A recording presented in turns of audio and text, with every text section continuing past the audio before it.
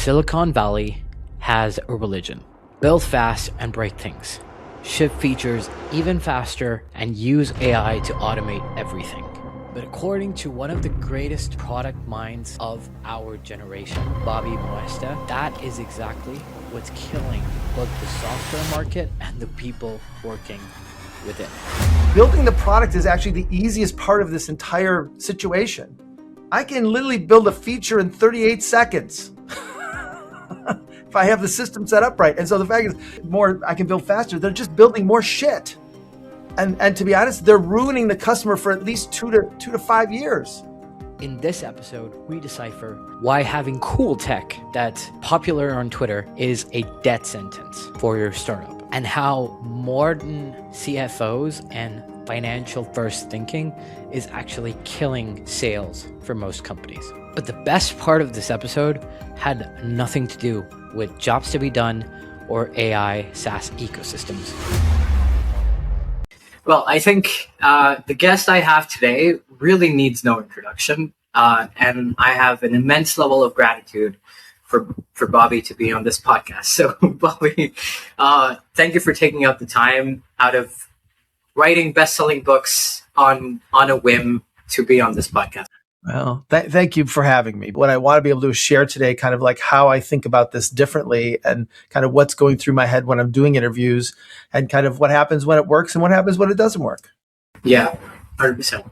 One thing, so I'll get straight into it. Right now, a lot of the people that watch this podcast, especially AI founders, hallucinate the fact that they have demand for their product when in actuality, people are hiring their product to solve either a temporary pain point or they're just curious about it and they're using it and throwing it. And I think right now, the number one problem that most AI startups have, even the ones that are worth hundreds of billions of dollars, is retention. And people being extremely mercenary with what they choose to do with the money that they have and the kind of tools that they use on a daily basis. So talk to me about how we can take the jobs to be done framework and help a lot of these AI companies solve for retention. So let's be clear. Nothing is really about AI, right? The fact is AI is a tool that allows us to actually do things faster. We can build product faster. We can build features faster. We have access to knowledge faster. But the question is like, why? What am I trying to do? And so you start to realize that most people sit around and think about all the things that they can do with AI and say like, oh, somebody are going to want this and somebody's going to want that. But the reality is like the only thing that creates demand is a struggling moment. And if people don't struggle, they actually can't see it. And so part of it is my belief is there's a lot of trial because people are in what I call passive looking. They don't know enough and you don't know enough. And it's an emerging kind of what I would call an emerging market. And so part of this is there's tire kicking, not because they're testing your product. They're tire kicking to literally help them understand, can they do this or not? Right? So like right now, I've been through several different AIs, but like I can't read, I can't write, I can't play music, I can't play an instrument, I can't sing, I don't have a rhythm, but I'm actually writing songs or I don't know, assembling. I don't even know what to call it anymore. But the fact is like this, and I'm just kicking the tires. And in less than a week, I've created 100 songs, 100 songs. Like, and it's really what I've realized is that I'm going to build a playlist for my workout for me with the words that I want to hear, right? That's the struggling moment I have is like, I have to hear everybody else's word. But as I start to work out with my words, my workouts are better. And so I'm using it to help me build a better workout. It's a niche. There's so many other things that people are using it for. But the reality is like at some point, somebody who doesn't know, I'm an anomaly, right? And so the fact is I think, right now, we've got a world of anomalies and we're trying to figure out what the value prop is. And the thing is nothing's actually centered because the market has not evolved, right? The way I think about it is if you think about Surrey, right? Surrey has been around for over 15 years. It has 100% penetration on every iPhone. It still only has 25% usage. It's actually going up now. But it took 15 years for people to actually realize what it is and how it can work, and for the system to catch up to it.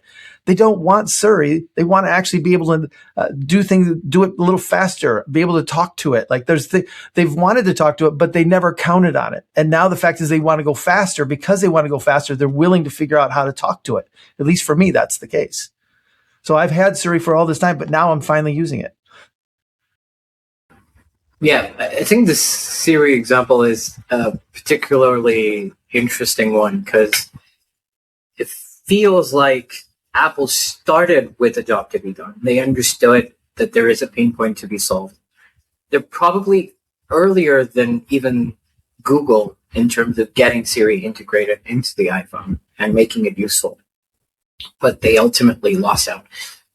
What I did want to maybe... I don't think that, I think this is the problem. So I don't think the market was ready. I think the struggling moment existed, but it wasn't big enough for people to actually do the heavy lift to figure out how to talk to it. And so it's not Apple's fault. It's the fact is to realize that, read the market, because at some point struggling moments start very small and they grow. And when they get big enough, that's when people take action. And so that's the whole aspect to it, is like we keep thinking that we can create demand, is our product creates demand. And I just think that's crap. The demand exists whether a product is there or not. And the demand exists primarily by a struggling moment that people have in their life where they can't stand the thing they're doing right now and they want to do something better or different. That's the moment of where demand is. So when you say, I have demand for my product, that's from the supply side perspective. Oh, people are downloading it. People are using it. It's demand from the supply side. But if you look at pure demand or demand from the consumer side, it's like, why in the world are you doing this? Nobody's asking that question. They're asking about how good the AI is. They're asking about, what questions, what can we do to make it better, as opposed to why are they using it? Why in the world would you even spend time to figure this out? That's the key. Right? So when the context is, let's say, more non-deterministic, when a company is essentially trying to be everything for everyone, and I feel like that's almost endemic at this point with a lot of AI startups, because they feel like they have to hedge against a larger LLM player essentially coming out with a feature and killing the product. Talk to me about when a company is within a niche and they're trying to solve for a specific struggling moment for a specific customer. However, that's the sort of practical side of it. And the other angle of it is they're also trying to appease investors and try to fight the anxiety of, okay, my product can be obsolete within 6 months. So when a founder is struggling with trying to build for who they know their customer is, and it's probably not going to go away, but couple that with the anxiety of, okay, I need to be a Swiss Army knife, essentially. How does a founder tackle that? Here's the thing, and this is what I think is the fundamental problem, is that we either follow competitors or we follow investors, and the fact is neither one of them know what to do. And because what worked in the past doesn't work in the future, the fact is we have to actually, especially in this space, because it's so brand new, the tip of the spear is the customer struggling moment. And the rays that come off it is, what does the investors need and what are the competition doing? But ultimately, if you don't have the tip of the spear on the customer struggling moment, you're literally going to be lost, because at some point you have a dull goal of we need to make it faster, we need to make it easier, we need to actually help them do more. Like what does that mean? And if we don't have the right level of detail, the right level of intimacy to that understanding of that struggling moment and what they're trying to do, the fact is there's no investor and there's no competitor to do it. Now, we have to be very aware of kind of who competitors are and what they do. But here's what I'd say is, in the SaaS era, 90% of SaaS companies were competing with the intern and Microsoft Excel, not other SaaS companies.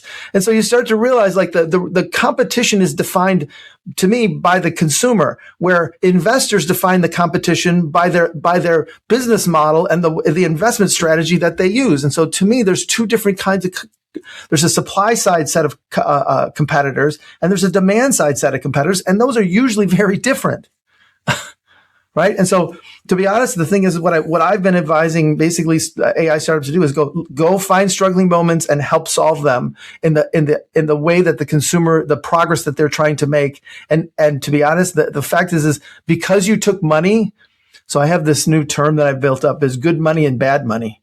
Good money is basically investors who are understanding that this is not known and that they're willing to let you go explore and be able to do things. Bad money is those investors who step in and tell you what to do and give you constraints that actually don't let you actually pursue what has to happen. And so part of this is being able to see kind of where our customers are going. And the problem is that the market itself is emerging. And so everything feels niche-y. And that's okay. It will consolidate, but it's going to consolidate by the customer's terms, not by the industry terms. It's really important to contextualize it because, especially with how, I read a statistic that the average age of the AI founder right now is 24, right?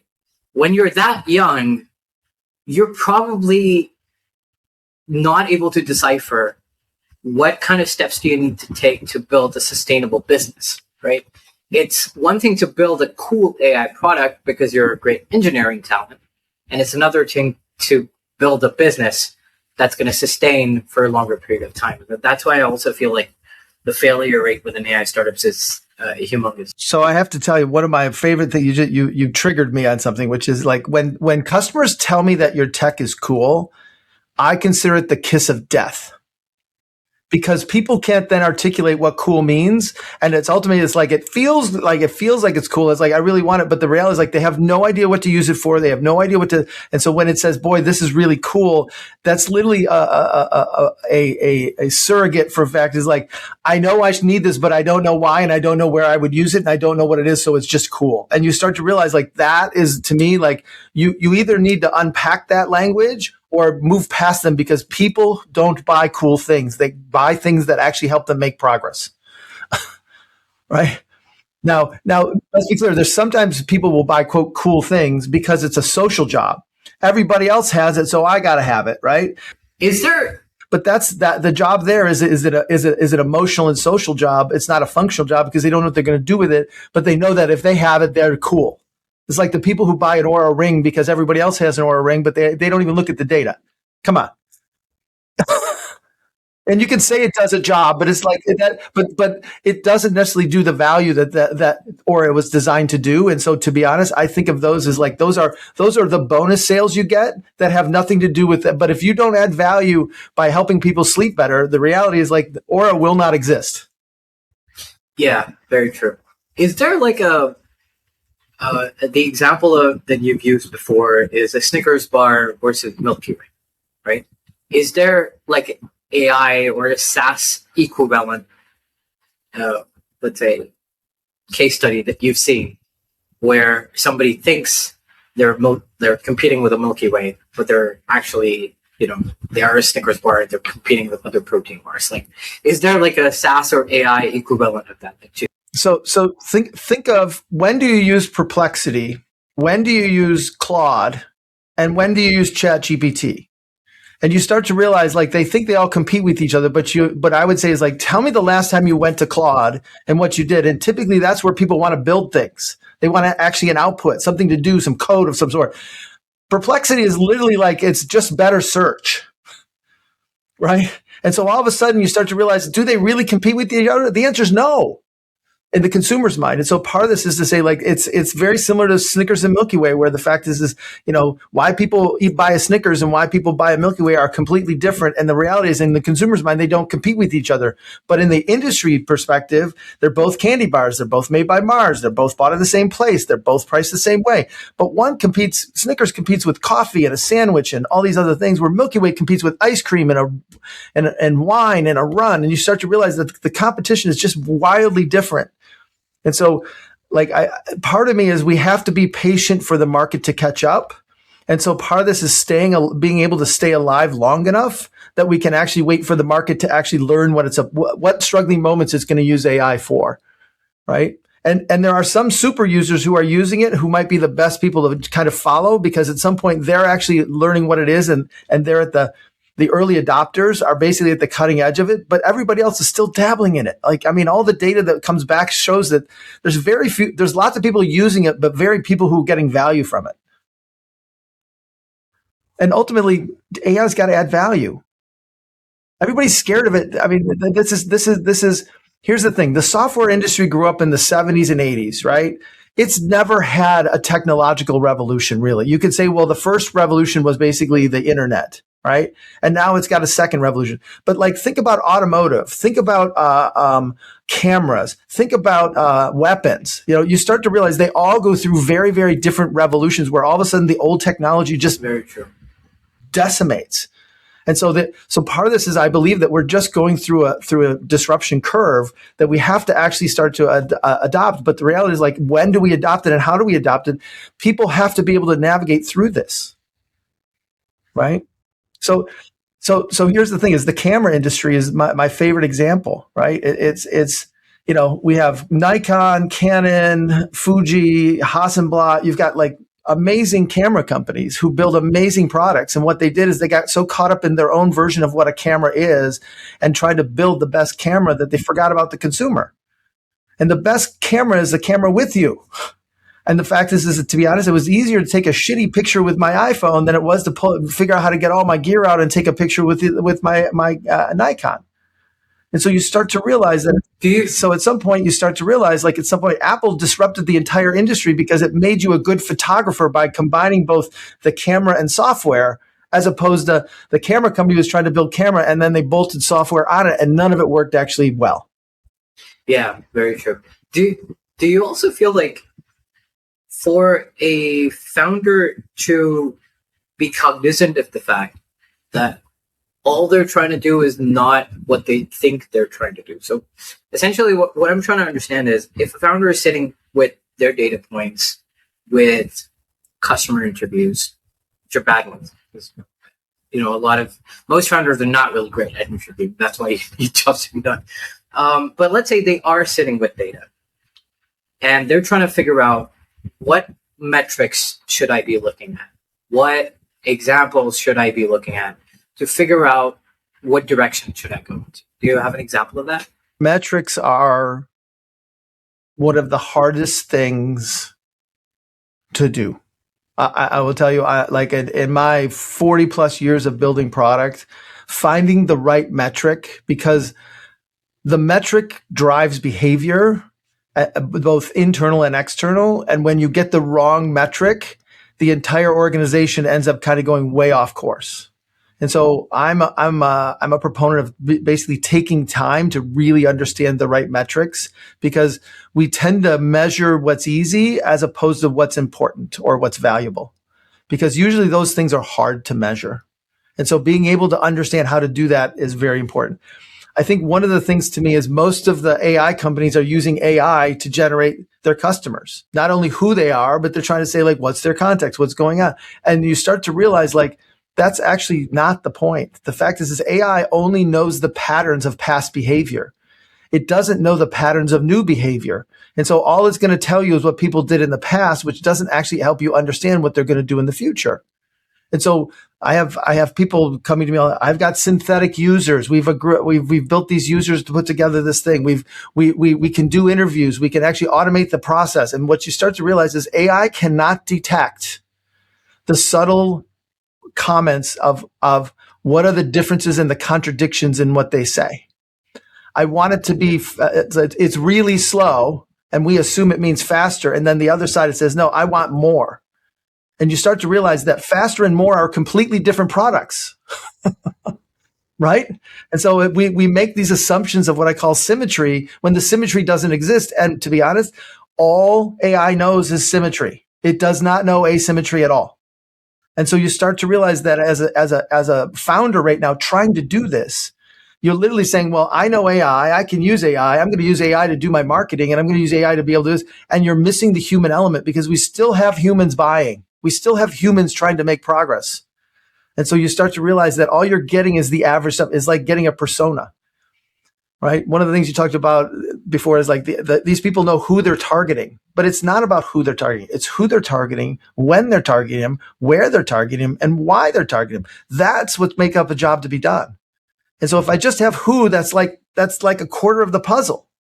And typically the who is the least important part, but it's the where, when, and why that are the most important parts. And we miss all of those because we basically say, oh, we're trying to do what a CEO wants to do, blah, blah, blah, blah, blah, or a head of sales is trying to do this, blah, blah, blah, blah, blah. And it's like, oh, then we empathize or put ourselves in the role of the person who's the head of sales. And we've never been the head of sales. And I want to dive a little deeper on this. So, because I see so many tools right now that, oh, this AI tool is going to replace your CMO forever, or this AI tool is going to replace your sales teams forever, so on and so forth. So there are these broad generalizations that teams make. And I feel like to a certain extent, boards buy it, CEOs buy it, especially the more bureaucratic a team is, the easier it is for them to believe that cutting out 4,000 employees from their team and replacing all of that with AI is going to be a snap of a finger. So, but to me, it's insane. Like everybody's cutting, but most people are cutting because the economy is going down, not because of AI. Right. And so they're confusing the fact that, oh, we're doing this because we got AI coming and we got this. And the reality is like, no, the economy is constricting and the fact that we're laying people off. And so they're making the excuse instead of the economy, AI. And the reality is like, again, people are still buying. It's not AIs aren't buying. Right. Yeah, 100%. I want, and this is the point of the functional part is what AI can get right. But the emotional and social part, it can't get right because it's not rational. the question I wanted to ask was, in terms of these AI, CMO, and so on and so forth, all of these tools. For a bootstrap founder that does not have the backing of a VC fund and doesn't have, tens of millions in the bank. Yeah. So when they're trying to understand, okay, yes, they can market really well and they're getting millions of views on Twitter and so on and so forth. That's all great.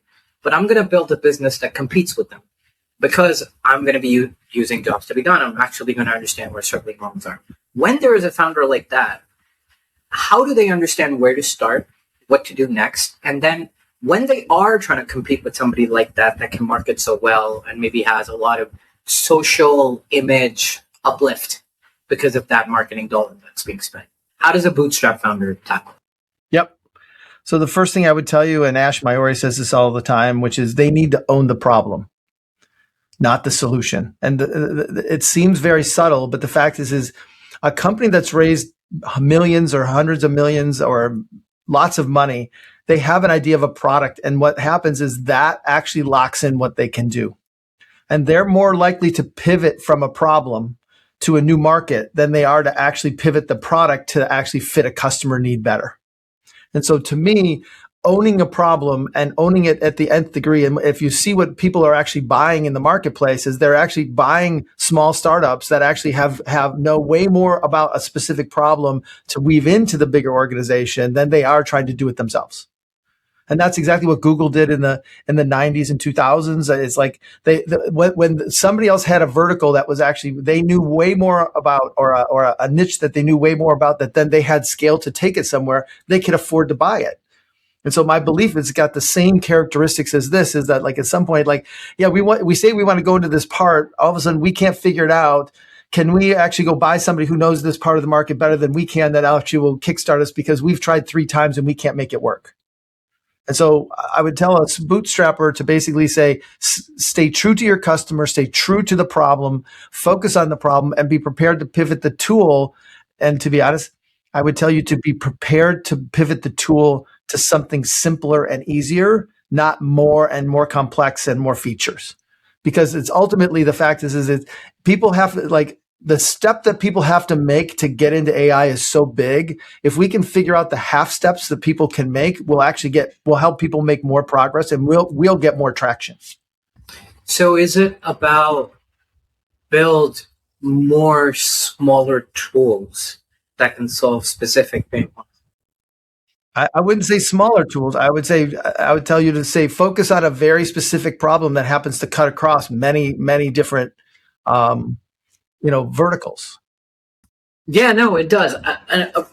Mostly what I was curious about is a lot of founders now, especially, are just thinking about, if I solve this one specific tiny problem and a user can vibe code a solution for it within like a weekend, my company's up, right? That's right. So how many salespeople have the time to do that? Exactly what I was going to ask you. So tell me about. It's actually expensive, but it was also long. I can literally build a feature in 38 seconds if I have the system set up right. And so the fact is, what happens is most people, because I can actually build I can build faster, they're just building more shit. And to be honest, they're ruining the customer for at least 2 to 5 years, because they're going to say, "Oh yeah, I tried that. Oh yeah, I tried that. Oh yeah, I tried that." And when it doesn't work, they're literally not willing to try for 2 to 5 years. This is what people don't understand, is they're actually destroying the market by flooding it with shit. Very fair. So, and another thing that sort of gets attached with it is a lot of teams, because they can build things and it's easier to build things, they're building things. And the justification they're giving themselves is, hey, I'm solving a job. I'm going to be hired by a potential customer to solve a potential pain point. And that drives them away from maybe what the core of their product was, or the core of their company was. So how does a team, and I know you have a process for this as well, how does a team prioritize what is the job to be done that's going to be number 1, 2, number 3, in a world where they can do all 3 all at once?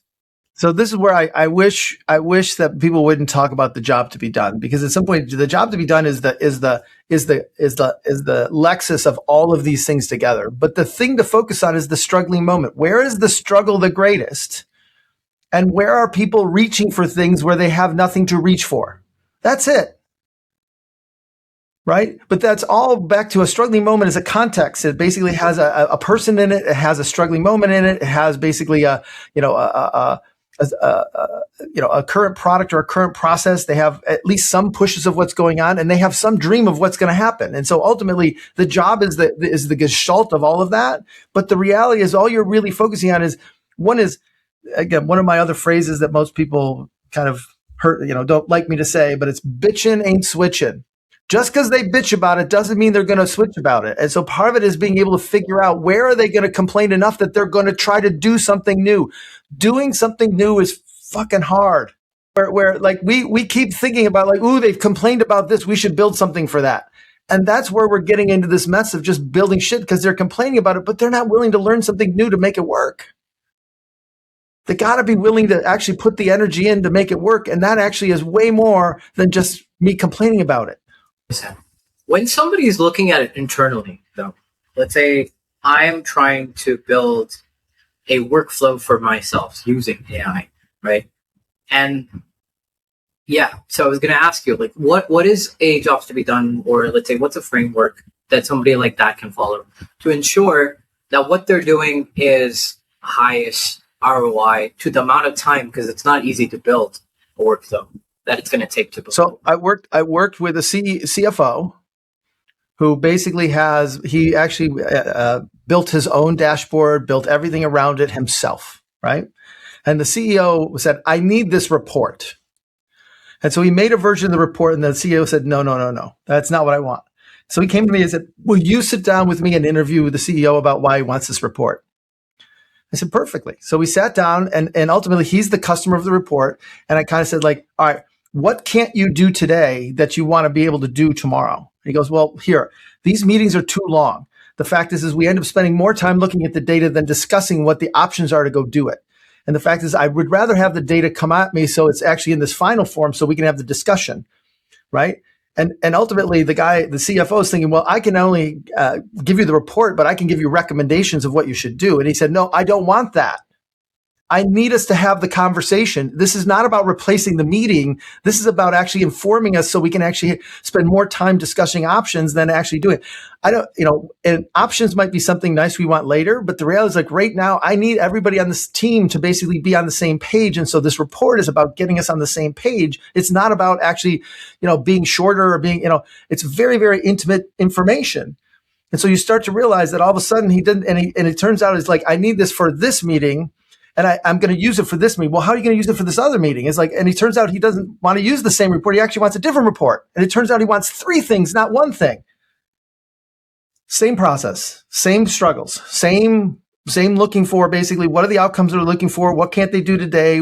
What are the struggling moments wrapped around it today, around it now? And what are they hoping for when I hand you this report, what are you hoping for? Right? And it's the intimacy of understanding how he's going to use it and what he's going to use it for and what he doesn't want to do. Like, again, he could have over-designed it to do everything. And the reality is like, no, that's not what I want. But he never said he didn't want those things. So in the interview, you have to go like, well, what if I did this? What if I gave you recommendations? What if I got rid of the meeting altogether? He goes, no, I don't want to get rid of the meeting. Right? And so this is why this is a human thing. Like there's no AI that I've been able to put together at this point. And let's be clear, I'm trying, but at some point it's based on language and it's based on what I would call more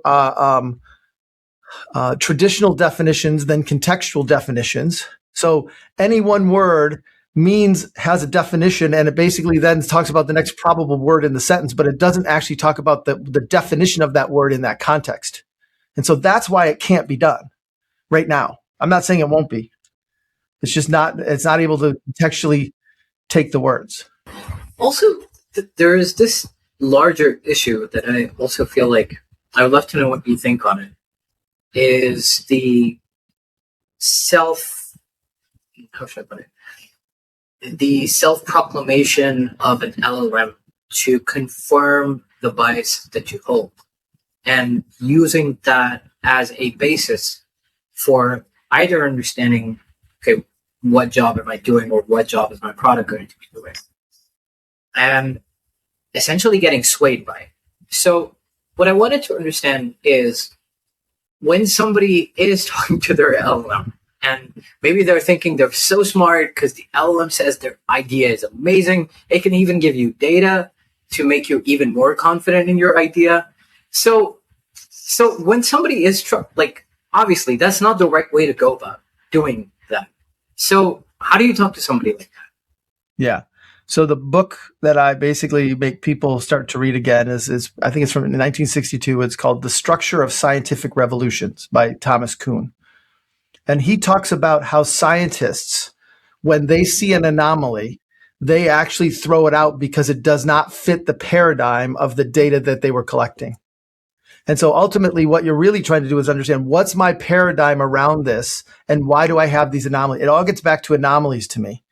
And it's ultimately the fact is like AI can only see the pattern that already exists. It can't talk about the new pattern that's going to emerge because it doesn't actually have the connections to make that work. And ultimately what we're doing is we're on the edge of language where people don't have the words and don't have the experience and like they've done this, but it's like, yeah, I don't know how to, it's kind of like this and it's kind of like that. And like, that's when you're actually in the realm of where you should be talking to people because that's where the new things happen is on the edge, not in the center. And AI is literally helping us understand the center really well, understand our biases, but I still don't think it can actually see the anomalies very well. I know you're currently, we were talking about this offline, I know you're exploring the idea of anomalies. If you had to give maybe a rudimentary answer framework for how can a founder find those kinds of anomalies within their business, how would... So anomalies are those things that don't fit our current paradigm. I was working with a company that sells software to banks, and all of a sudden they look at this thing and they have one bank that comes in and goes like, this bank really doesn't fit what we're trying to do. Like we're just going to put them to the side, right? And there's one of them, right? And it's not a big deal. But at some point in time, at the end of the quarter, they sit down and say, let's look at all the anomalies and see what it is. And you start to realize like, oh my gosh, these 4 we did this 4 times and these 4 anomalies actually want something completely different. We need to go build actually a different product that actually would do this. And how many other people? Oh, there's thousands of other banks like this. Right? But the fact is we literally exclude that one bank and we just put it, say like it's an anomaly, and we never take the time to go back and look at it, and we never see the patterns of the anomalies. And so anomalies are those things that stick out. We all have every day. We filter things out. We pay attention to some emails. We don't pay attention to other emails, right? And eventually we have to realize that those anomalies have a pattern to it that actually tell us where the boundaries are of our thinking. And so knowing what anomalies to look at and knowing how to, so half the time when I go into a big company, I ask them, tell me about all the things that failed and let me go look at those. Because it's like, those are all the anomalies that they couldn't make work. And typically you can go make them work, but you may have to think about it completely differently than they did because it didn't fit their paradigm. It didn't fit it fit the business paradigm, but it didn't fit the consumer paradigm. And what you realize is the people who did use it for something completely different. But the company said, oh, we don't want to be in that business. But it turns out it's a big business. Right. So anomalies are, I think, one of the to me, part of the future. And I wrote a post from Clay. Last week was his 74th birthday. And I miss him kind of almost every day. And what I would say is that he let me in the door because he had a sign out in front of his office that said anomalies wanted. And I knocked on the door and said, I'm here. And he said, what? I'm like, yeah, I'm an anomaly. And then I gave him my background and what I'm doing. And he's like, come on in. And he basically listened to me and we talked. And to be honest, we became friends for 27 years. Is there like a funny story of you and Clay when you were trying to figure out this idea of jobs to be done, when we were trying to build it? Is there a funny story? Is there like a moment that you feel like if more founders also, or just more people had that, their thinking would be better, their acting would be better, like everything they do in life would just be better? I think to me, the funniest story that I know is really with his daughter, Anne, where we were talking about jobs to be done and we're basically walking through what it is and how, it's what the consumer competes with, not with what other people compete with, and or what we think are in the same categories. And this is where Clay went grocery shopping with his daughter. And ultimately he's like, you see this product? It doesn't compete with these other products. It competes with this product in this other aisle. And poor Anne's like 7 or 8 years old going like, what? Dad, what are you talking about? Like how? And so every time Clay would go to the grocery store, he'd be like literally trying to figure out kind of like what's the competitive set? Like, so as he's picking something off, what's the real competitive set to this thing? And so in that's where his mind just kind of started to meld around this thing. But it was just one of those things where the funny scene to me is him trying to explain to his, Anne she might've been 10, but like a 10-year-old about what in the world are you talking about, Dad? Which my kids would say the same thing about me for sure. But it's to realize like the competition is not defined by the industry. The competition is defined by the customer. Is the Snickers Milky Way story from him? No. Okay. That was one. Because that would have been epic. Okay. Stepping back just for a moment, what I wanted to dive a little bit deeper on the idea of the over-financialization of marketing and sales. And I know you've spoken about this. There are, you, Rory Sutherland, there are a few other people that I really respect because it, like we said, that's an anomaly in itself. But what I wanted to dive deeper on is when a CMO is trying to talk their team or their CEO into the idea that, okay, this might seem like the optimal way to do something, or this cutting out this process, cutting out this team member would be amazing, financially speaking, but it's going to be horrible for the business. However, because it cannot be sort of contextualized with numbers just yet until shit actually hits the fan. How does a CMO do that? How does the team actually understand that? Yeah.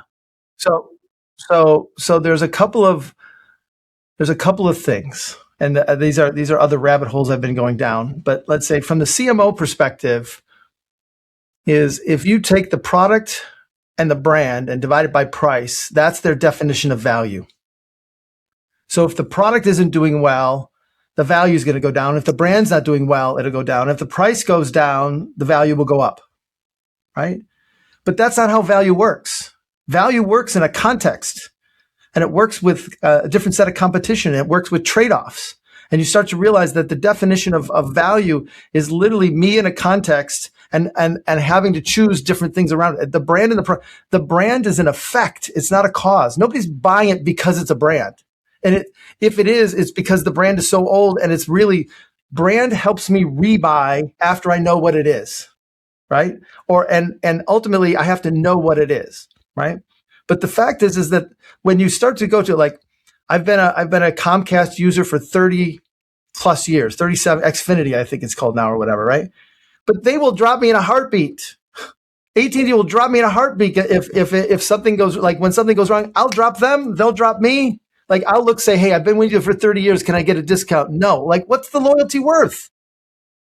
It's just an artificial thing that marketing has created to basically say we can put that on the balance sheet as a way to say this is what people are going to buy. And so the fact is what I would tell CMOs is to figure out what's the real value proposition. Look up April Dunford. She's got the best process I know to how to do that stuff. And you start to realize that you need to actually differentiate not from your competitors, but from their competitors. Meaning, who are they? Who is the customer thinking are your competitors? Because again, half the time you're competing with an intern in a spreadsheet, right? You're not competing with Oracle. You think your SAP is competing with Oracle, but it might not be at all, right? That's the first. So the first thing is CMOs have to actually build a new definition of value and realize that brand is an effect. It's not a cause. If brand's an effect, what causes people to have brand loyalty? It's actually the delivery of the product and doing the job. And so actually doing the job actually builds brand equity. And they don't see it that way. But how does somebody advocate for that? Because it's still, like, I won't say it's digging deep to when does a consumer actually feel value? Where do they feel value? When do they feel value? What has to happen to them to feel value? It's not what do you do, what do they do? We keep trying to put the value, oh, we added this feature and we got 30% more sales. This must add value. No, this feature helped people make progress. This is what I was talking about is we connect the feature as one of the metrics for basically value. And it's not that. It's what are people able to do that they can't do today? That's actually the metric, right? Now, on the other side is the sales process. This is where when you dig deep into the sales process, you start to realize that the sales process is literally created by finance. It makes nobody will agree with that, but the fact is I need a sales process because I got to be able to predict cash flow, and cash flow is most important. And I'm willing to spend money to actually build a funnel to be able to put together the way that our sales process works. But 90% of those processes don't match how people want to buy. And so what happens is you end up trying to manage a process. And here's the thing is you end up turning over salespeople over and over again. And what Deming would say is 85 to 90% of all problems are system problems, not people problems. So we're not saying the people are bad. It's the sales system that's bad because it's not designed against what it should be doing, which is to help people make progress and helping people buy. It's literally to help people predict what we're going to sell in the next quarter. By the way, how in the world can I give a 20% discount at the end of the quarter? Because sales approves it? No, finance approves it because they're trying to meet their numbers so they don't have to talk to investors, so they don't have to go to the banks and say, oh my God, we missed our numbers. And so all of a sudden, when you start to pull, again, it seems like anomalies, but when you really start to look at it, the power structure of sales is driven by finance. It's not driven by sales, and it's not driven by growth. Do you feel like this is maybe indicative of a pendulum that's maybe, hopefully, could be swinging back into the idea that given features can be built easily, given that product can morph into something else really easily, the contextualization within the company's head about where value sits is going to shift from cash flow into something else because of the propagation of AI within teams' product. So yeah. what I'm hoping is I feel like the pendulum has swung in the 2000s up to 20 and the 2010 2020s is it was finance driven, and ultimately value is defined by what the supply side would say value is, right? And I think it's going to swing back to where we were in the 80s and the 90s, where value was defined by the customer and quality was defined by the customer. And ultimately being able to understand what they're trying to do is defined by the customer. And so the thing is people will say they're customer centric, but they only look at customers who are buy their product. My thing is I look at people who are basically in this struggling moment, whether they buy my product or not. That's customer centric. Most people look at the customer only through their product as opposed to the problems that they have. And so I see a swing coming back that way, because now that it's easy, because it was so hard to build, we had to actually have the financing. But now that it's easier to build, we actually have to move back to this notion of being value-based and quality-based based on the progress people are trying to make.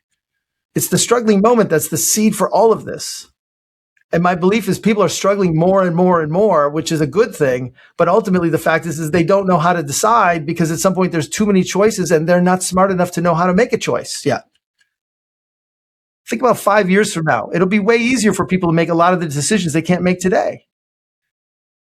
And so this is why we have lots of trial and we have no repeat, because at some point people are literally trying, but they actually don't know what they're doing, and they don't really know what they want. And if we just help them understand the progress they're trying to make, the outcomes they're trying to reach by doing, like, nobody is randomly going to ChatGPT and trying it. It's not random. Something about it causes them to go there. What are they hoping for? And what are they getting? And ultimately, that gap is what's causing them not to use it again. Or to move to something else. Oh, it didn't get this. Okay, I'm going to go Claude. Okay, that didn't get that. Okay, I'm going to go to this. Okay, I'm not going to get this. And you start to realize they're going from one to one, partially because nobody's actually figuring out what they want, because nobody's asked them and they don't really know how to articulate it.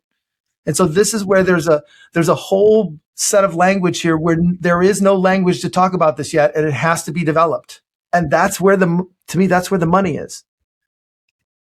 This AI puts the consumer in the driver's seat again. But let's say, you were talking to a OpenAI or a Claude, and they want to figure out how can we decipher where that moment is coming from, and why is it that somebody is not just coming to me, but going to 4 other elements to solve the same exact problem? Because I do that. And to my mind, the struggling moment is that it's almost there. And so that's one part. Yeah. No, I was just saying that it's almost there. And the other part is that I want to be sure that whatever path I take forward is the best one. But the determination of that has to still be made by me. And because of how products have been over the past 20 years, I'm not confident enough to make that decision yet.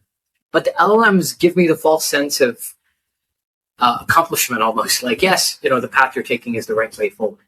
So, yeah, I would love to know, if you were, if you were talking to an Anthropic or an OpenAI, what would you tell them?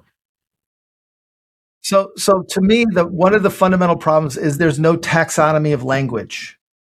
Everybody's trying new things, and they can't even tell. If I ask you, so tell me about the last time you went to OpenAI, and what did you try to do? And you're like, well, I tried to search. So you're using all the old language to describe a new thing. Well, what were you expecting? Well, something better than search. And what you start to realize is there's no language. And so what has to happen is a taxonomy of language has to start to emerge. And we can't force that. The market actually does that itself. And so part of this is we might have a way to influence it, but we can't control it, at least in my mind, right? So what I would tell you is to be very close to customers and understanding kind of the taxonomy of language and how it's evolving. And the early adopters are the ones who are actually building the taxonomy of language right now. The second is the fact is you talk about the best one in confidence. You have to give up on that concept. The reason why is because at some point, all the A students want the answer and I want the best one. There is no best one. There's a best one for today and there's a best one for tomorrow and it's going to be different. And all of a sudden you can say, but I had the best one. It's like, yeah, but the best one is going to change because all of these other things are changing around it. So you have to actually learn to say, like, I don't want the best one. I want to know how to change as fast as the customer's changing. Right? And the thing is what gives you confidence is if you're following the customer. Oh, they're going to do this next. Oh my God, they did that. Oh, they're going to do this next. Oh my God, they're going to do that. Like all of a sudden you can start, that's what's going to build confidence. The thing that destroys confidence is when you make a prediction, I'll say my words are a sloppy prediction and it doesn't work. You got to go, oh man, we didn't hit the number we wanted to. Okay, we got to think it over. And you're thinking it over 3, 4, 5 times, you lose your confidence. It's a bad system. It's not like your confidence is driven by the system you wrap around it. And so this is why I say you got to get rid of the notion of a best one or the least risky. Like the least risky is not going to get you there, and the best one is not going to get you there. So what's going to get you there? It's the one that follows the customer. So you feel like right now, a lot of the non-deterministic chat interface-based AI products. I'm not specifically sticking to LLMs here because there are other products that could do similar things. Yeah, but so let me ask this. Think about how much smarter you are about LLMs today than you were a year ago. Can you even articulate what you've been able to do and summarize at least some notion of like what progress you've made by actually using chat or using any kind of AI? No, you can't. You can't because the only way you can use it is old language. Now, if I told you, do you feel like you've made progress? Oh yeah, I would tell you like I've made a ton of progress, but I have no language to talk about it. And so that's where the work is. It's almost hitting me like it's hitting me like epiphany at the moment. I love it. Okay. So let's say, yeah, sorry. So here's the thing is my belief is on this podcast, right? There's like 25% of these people who are going like, holy fuck, this is just hitting me like I randomly picked up this podcast. I don't really listen to it that often, and it's just resonating like crap. The fact is it's not random. You've had to have all these problems. You've had to have all the conditions that make you ready to hear this. The other 3/4 are going like, yeah, this is theoretical. Yeah, this doesn't really work. But the 25% are going like, holy shit, man, I've lived this. I get this. This is why people don't get jobs is because they don't realize it's in the context. And so when people take it out of context and say what it is, it's like it's garbage. But in context, it's very, very powerful. And so my belief is that 75% will come back to it 6 months from now and listen to it again and like go, oh my God, that was an amazing podcast. Like I can't tell you how many people listened to Lenny's podcast and said it was okay. And then they came back when they were looking to job transition and went like, oh my God, this is the most amazing podcast ever. But they couldn't hear it while they were gainfully employed and loving what they were doing. So nothing's random. And so these are the things we have to realize is it's the context that's very, very important in the struggling moment. And my belief is most people are not studying what they are enough and going deep enough. They just hear the surface level struggle and go like, okay, it's about this. It's like, no. What does that mean? Why is that important? What's the consequence if you don't get it done? Like there's like 20 other questions you got to ask when you find the struggling moment. And that's what people aren't doing. That's the interrogation part of this thing. Bit in just a moment. But what I did want to ask you is, do you feel like we're going to go from general purpose, which seems like the way every AI product wants to go into right now? Like they want to be everything for everyone. Back to, focus on a smaller problem that you understand very deeply and that you can solve better than anybody else. And why I'm asking that question is most of the money that is flowing right now, market from venture capital funds is, the problem that you're solving right now is great, but it's not big enough, right? It's not going to be a $10 billion company. And that's, maybe I'm a broken record, but it seems like something that should be obvious to most teams, but it really isn't. So do you feel like an OpenAI or a Claude or a Perplexity will maybe another 6 months, 1 year down the line understand that it's actually not great to be general purpose. We actually want to be the LLM for a specific purpose. So the only thing I will tell you is if it's general purpose, it has to be ridiculously simple. Anything that's general purpose is, let's talk about this, general purpose flour. It goes into every ingredient, it goes into bread, it goes into all these other places. It's very, very simple.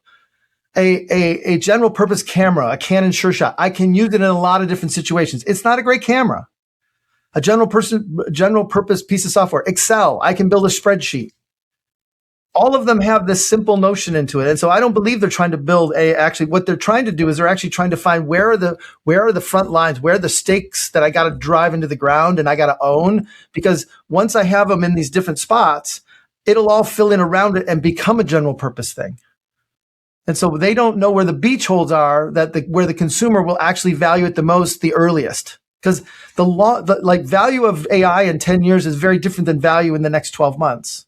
And they have to know where the beachfront that they have to actually attack and which ones they got to own are basically there's like 3 or 4 they have to own that then everything will fill in around it. And they're struggling to figure that out. So I don't believe they're trying to build a general purpose tool at all. I think they're trying to figure out like where are we getting traction that we should actually double down and go deeper. And they're not finding it. So they're literally adding all these new features to try to find these new places where they can go because they can't actually find it. So you're saying that a lot of the investment that maybe at OpenAI or Claude or any of these LLM companies are making is based on, I'm going to throw as many darts as I possibly can on the board. They're going to figure. My belief is the investments are saying is I don't know who's going to win, but I know that they're going to figure it out because they're going to have enough money, and it's like we're going to throw it at IBM. IBM will figure it out. Like back in the day. I'm not saying now, but it's like our OpenAI will figure it out. Like so it's kind of like I'm in Detroit, right? And if you look at it, like we can't allow, for example, GM to fail. It didn't go into bankruptcy. It got bailed out because nobody could afford for it to go bankrupt. That's the situation that's building with AI, with OpenAI and Claude, and like the economy will not be able to allow them to fail.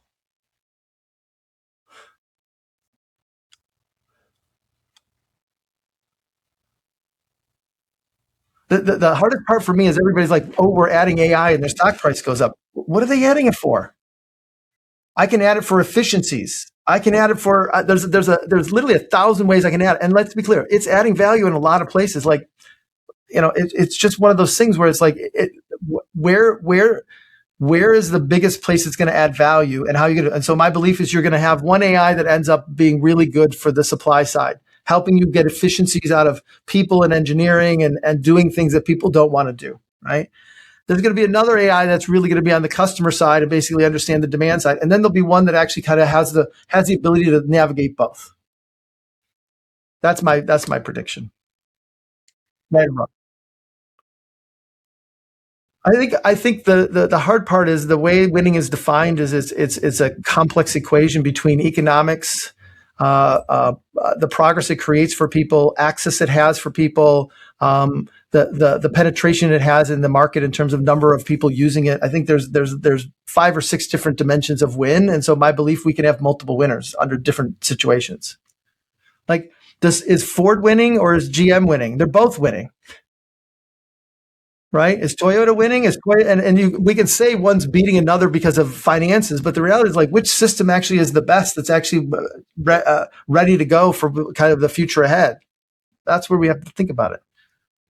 So winning is a very difficult phrase to me because it's not as simple as the financial side.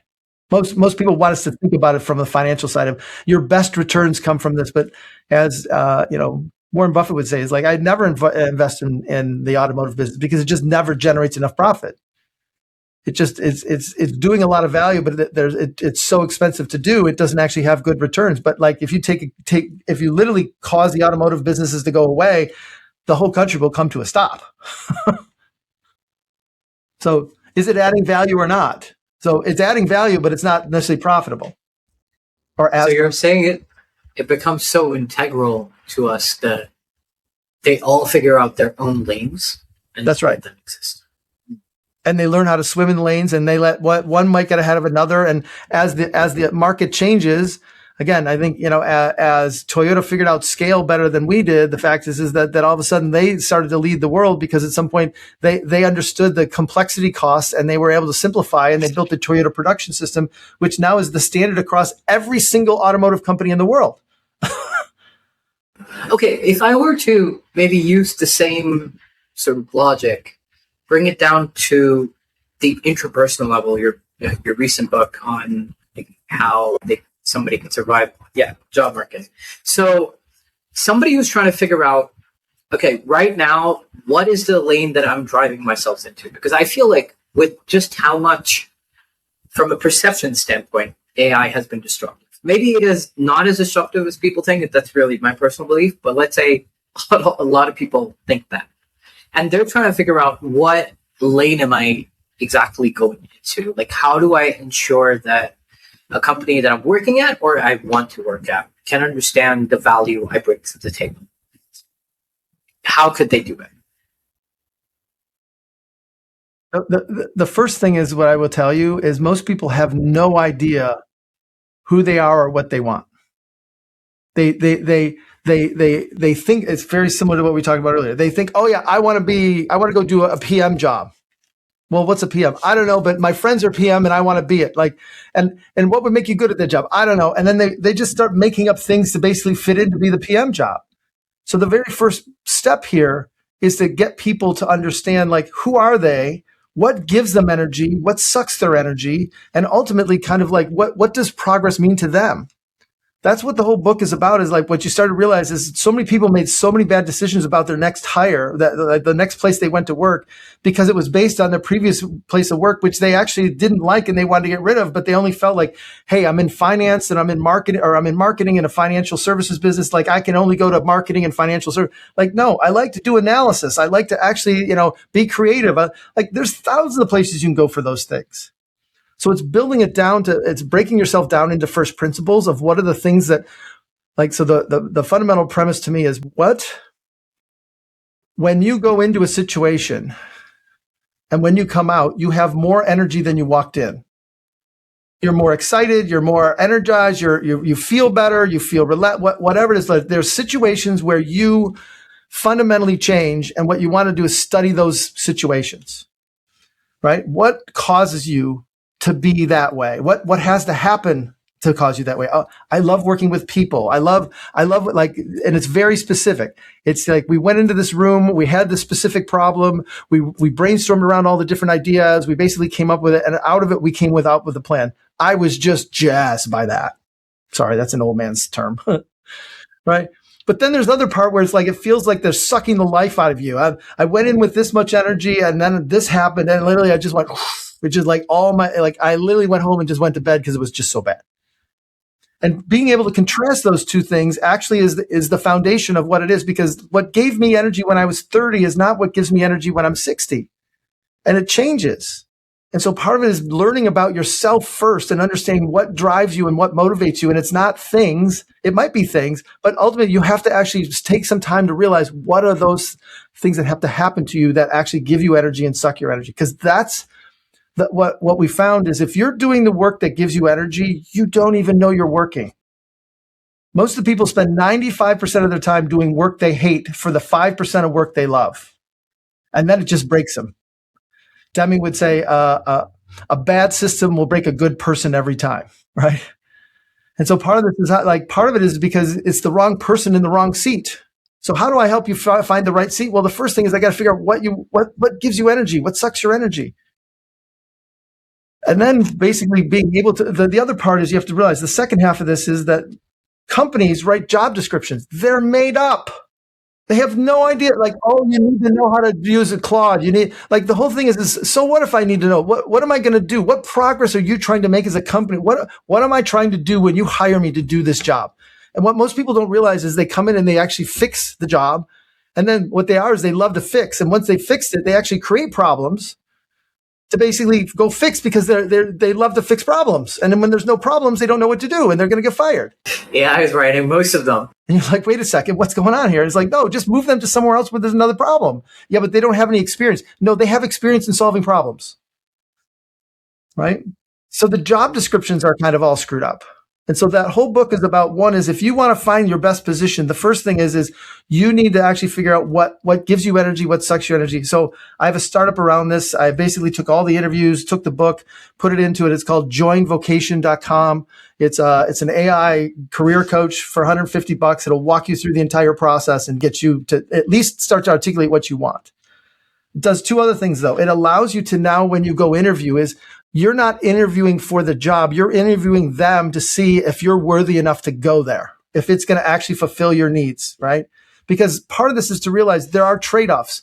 You're never going to find the ideal job. So what are the, boy, I want this, I want it remote, I want it this way, I want it this way. It's like, yeah, but what if it's not remote?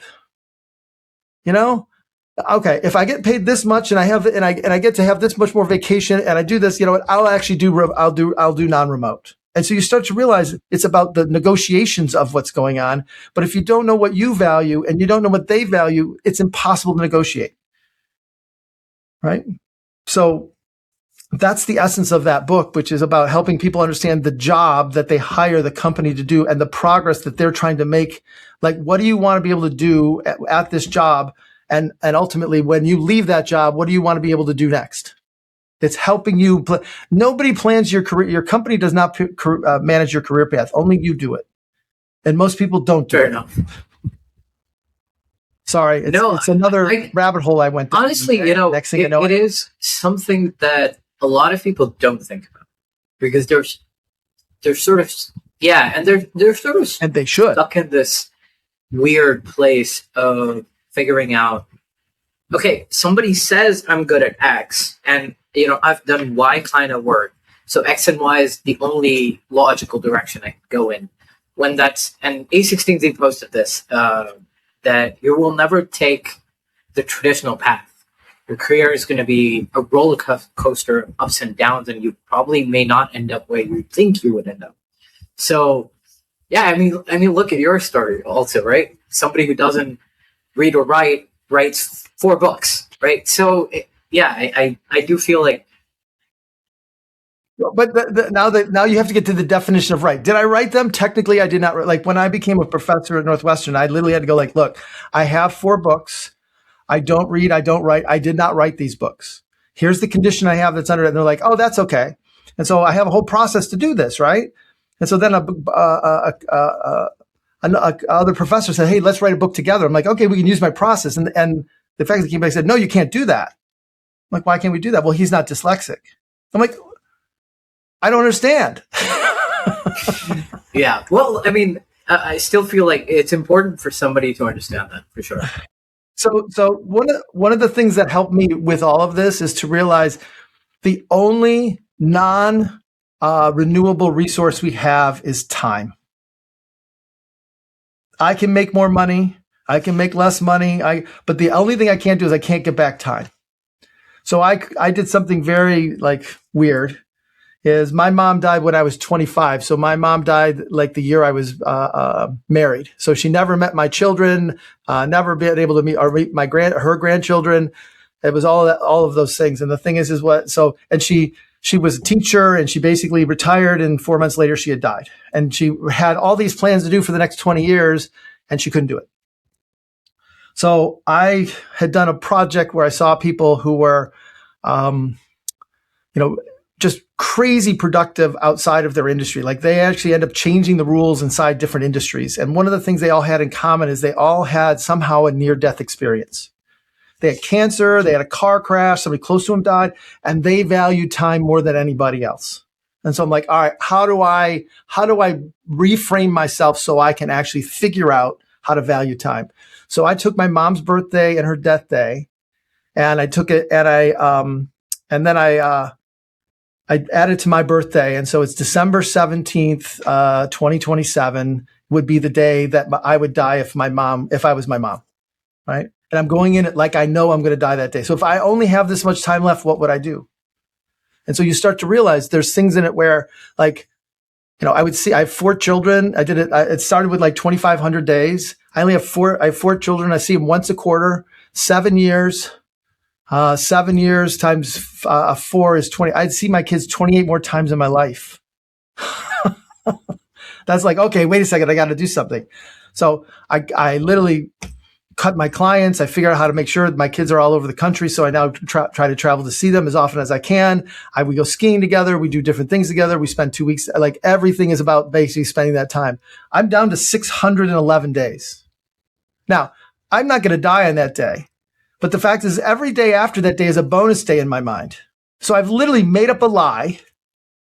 It's helped me make better decisions. And it now gives me the dopamine hit of like, oh my gosh, and I'm literally in the best shape I've ever been. So I'm pretty sure I'm not going to die that day, but I only got in shape because I didn't want to die. Not because I wanted to be healthy. Healthy is just generic. And so part of this is to realize like nobody should be wasting their time at a job that they hate. Life is too short for that. And I to be honest, I realize that now at 60, but the reality is that at 30, you got to go like, when is the time you're going to start to go do what you want to do? And I'm speaking to the people who are listening going like, holy fuck, that's exactly what I'm thinking about. The 25% going like, they're ready to go like, why do I keep listening to that boss? He's such an asshole, right? Well, what are you going to do about it? You can bitch, but you're not going to switch. If you like, you got to actually figure out what you're going to do.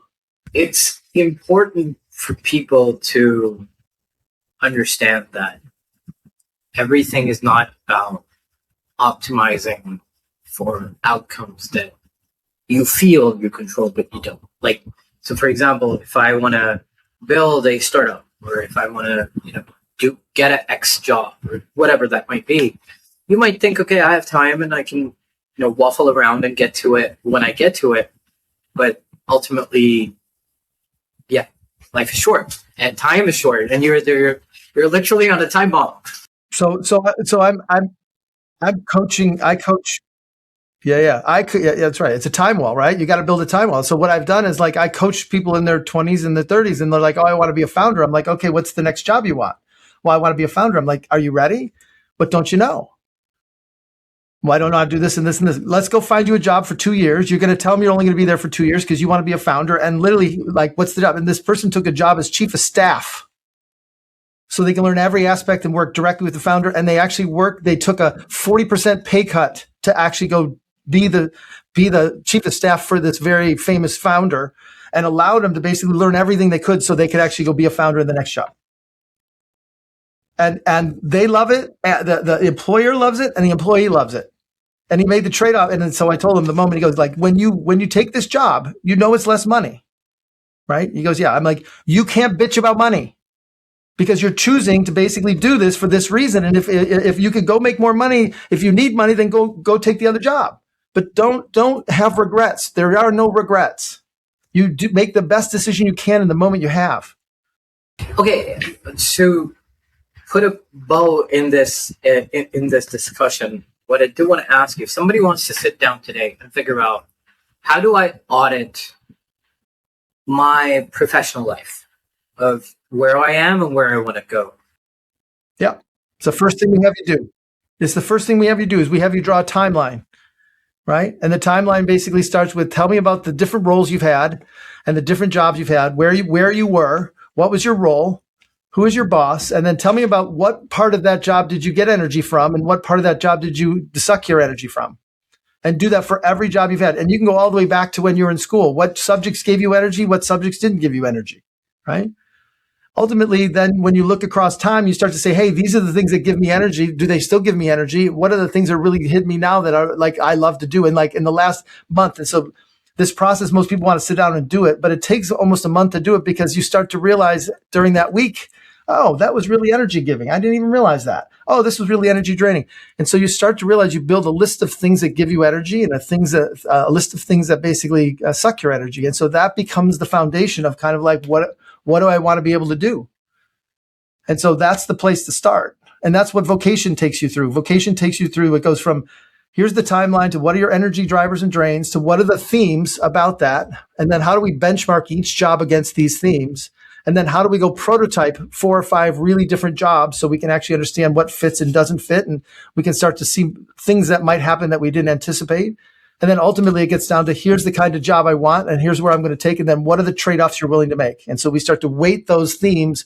Like, it's more important for me to get experience right now versus it's more important to me to make money. So one is an A and the other's a B, versus no, I'm in my 40s, like I got 4 kids, I got to make money, like that's in the A, and the experience is second, because at some point I got to make sure I'm providing for my family. And so you start to build priorities. And then ultimately, then each job that comes in, you have a scoring matrix that basically can tell you kind of a score relative to your current job, a score relative to kind of like how much better or worse it is. And then it will detail out kind of what's better or worse and the trade-offs you have to make so you can actually make a decision. And then it'll tell you how to negotiate. I wish I had it sooner. It's like it's your own personal agent to help you represent you and what you're trying to do. I definitely wish I had it sooner. That's the most surprising thing, is most people, when you ask about why they change jobs, they would say it was frustrating. Oh, I had an opportunity. What does that mean? What did you not anticipate? Oh my God, that was the worst decision of my life. Why was it the worst decision of your life? Well, I thought it was going to be this and it was that. Well, did you have the conversation? No, I didn't know how to have it. That's what we're trying to do. Is we're trying, like, everything about jobs and jobs to be done, and everything that I do is about thinking deeper, caring more, to have impact. I also feel like it's a really helpful framework in terms of understanding what parts of your life at a personal level you could away that drains your energy. That's right. Because this is not just about your career. The career is kind of the chink in the armor where you're able to do it, but it's really about your life. What are the trade-offs you're willing to make? How much time are you willing to do? So, like, I'm to the point where this is going to sound ridiculous. I lived my life from 20 to almost 52 on 4 to 6 hours of sleep a night. I now sleep 8 hours of sleep a night, and I'm way more productive than I've ever been.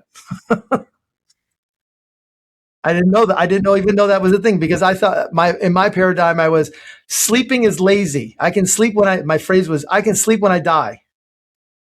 And the reality is, like, no, I can't be sharp when I die. Awesome. Well, Bobby, this has been, I don't even know how to summarize this conversation, because it's both personally and professionally, and I think everyone's listened to this point. So I want to close it with one story, though. So I've changed my name recently, and you keep going as Bob, and then, oh no, Bobby, and I want to tell people why I did it. I have my first grandchild, and there's a very big difference between your child and a grandchild. It's like, I would tell you, the greatest gift your children could ever give you is a grandchild, because when I had children, I had all the stress of, oh my God, how am I going to pay for college? How are they going to handle teenage years? Like, it was just like as happy as I were to have them, there was as much stress as there was happiness, if not more.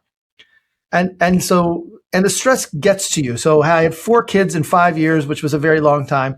But when I was born, I was named after my mom's father, my grandfather, and his name was Bob. And he didn't want me to be called Bobby, because he thought Bobby was one of those names that would be, it's not proper for business. And so we're going to call him Bob, and I'm going to change my name to Bobby. And so I know my grandfather is Bobby, and it wasn't Grandpa, it was Bobby. And so part of this is to realize that when my grandchild was born, I changed my name to Bobby because I want her to call me Bobby, not Bob. And ultimately what I found is that as people started to call me Bobby, it was like, hey, Bobby, what's going on? Like, all of a sudden it's a different register. It's a different level of energy. It's like, all of a sudden, like, versus, hey, Bob, what's going on? It's like this downtone. And I'm like, and so my son got married in September, and I said, you know what, I'm just going to change my name to Bobby, because I like when people call me Bobby. It's just like, it gives me, so it goes back to the job moves. It gives me energy. I don't know why, but I'm going to take it. Is it because I feel younger? Is it because I get the intonation? I feel people using my name more? I don't really give a shit, but it gives me energy, and I've done it. And so it creates awkward situations. My brand person said, like, oh my God, you're going to change the brand. We can't do. I'm like, I don't really care. It gives me energy. Like, do you know how hard it is to find energy at my age? And so that's why I changed my name from Bob to Bobby. Makes me think that more people should think about even the smallest, tiniest things like changing your name, nobody would really think about that. But if it really gives you an energy and there's something, yeah. It's crazy. Like I never anticipated it. Never. Not in a million years would I think that adding a BY to my name would give me energy, but it does. And like, let's be clear. I have friends who make fun of me for it. I don't care. I don't care. It's not like when my granddaughter can call me Bobby is like the thing, like everything will melt away. All the critics will melt away because I know what's important to me. Well, I think that's the perfect way to. Well, thank you. We went an hour and 21 minutes. So you're gonna have to. I hope I don't have to. I hope I don't have to. It might be too. I would much rather put the raw footage out there because I feel like this is the most real Bobby Moesta interview I've ever heard. So here's the thing: is that I ask your listeners to literally comment. I know that you don't comment often. You don't really do that kind of stuff. You listen, but I would urge you, if you got value from this or it literally gave you energy in some portion of it, tell me where. Tell us where. Where did it give you energy? Because at some point that means there's something going on and that will help you, but it will also help us. So please write your comments around just the fact of like, where did you get energy in this podcast and help us understand kind of like be the divining rod to help us decide which directions to go. Because as you can see, there's many directions. We'd love to have that. And honestly, if you're struggling with your career, because I know a lot of people are at the moment, definitely go check out. What's the website again, Bobby? It's joinvocation.com. So we have it for both. Vocation.com is for the employer side. So we have a recruiting platform that will help you actually recruit using that thing. So you can actually figure out people you're looking at, what are their energy drivers and drain. And then we have a management tool on top of it that allows you to frame the work to your employees around what gives them energy and doesn't. So it's like, I need you to do this, this, and this. And you throw it into an AI and it restates it in terms of the things that they like to do. So it actually reframes the work in a way that actually helps them get energy from it. Lovely. Awesome. It'll be in the description for sure. Thank you so much to everyone who tuned in. See you